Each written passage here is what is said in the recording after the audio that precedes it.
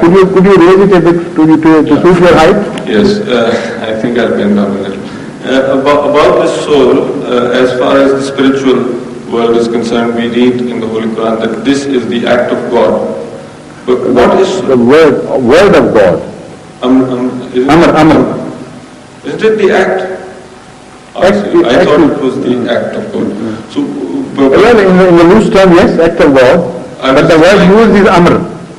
Yes, Amre Rabbi. But then that Amre Rabbi would become the act of God by virtue of the Kun Fayakun or somewhere I remember having read it in this text. That's why. So what we are all the act of God as such, isn't it? The whole universe. And everywhere the Holy Quran has told us to investigate and to ask, except for the soul. So there must be something unique about this subject of soul. Yeah. That's correct. That's very right. The fact is that the nature of soul is ununderstandable. This is why the Holy Quran does not speak much on this.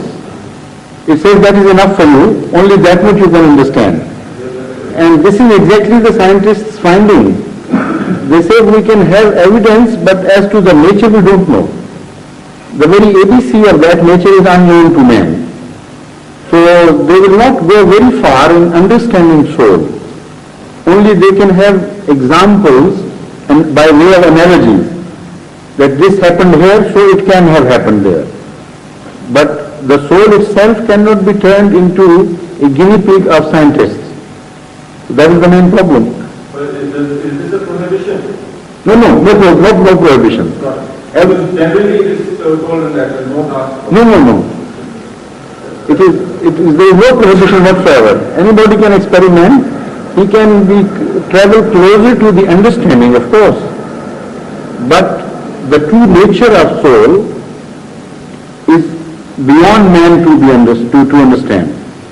And it is because it requires some sixth sense or maybe two more senses.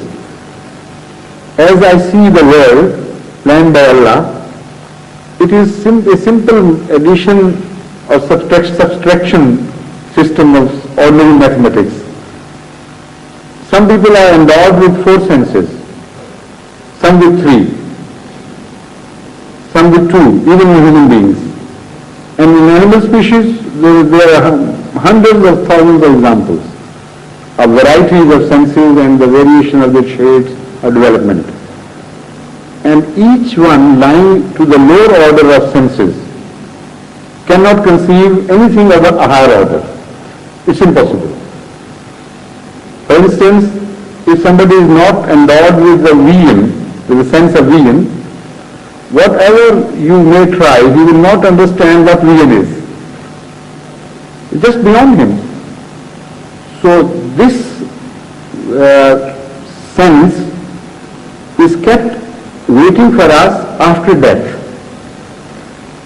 We'll be given a new vision, what that vision would be. That is the vision. So without that vision we cannot understand. This is why the Holy Quran tells us that despite the fact that the Holy Quran itself has spoken so much on the nature of hell and heaven, yet you don't know. No ear has ever heard of it, no eye has ever seen it. While descriptions we read.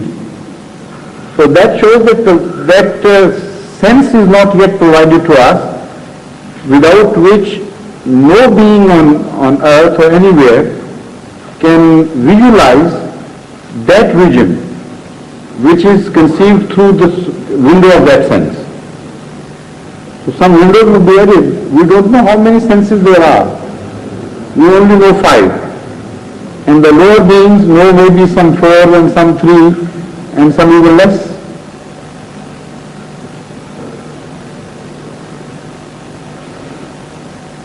Yet there is some time, please. Anyone? Yes?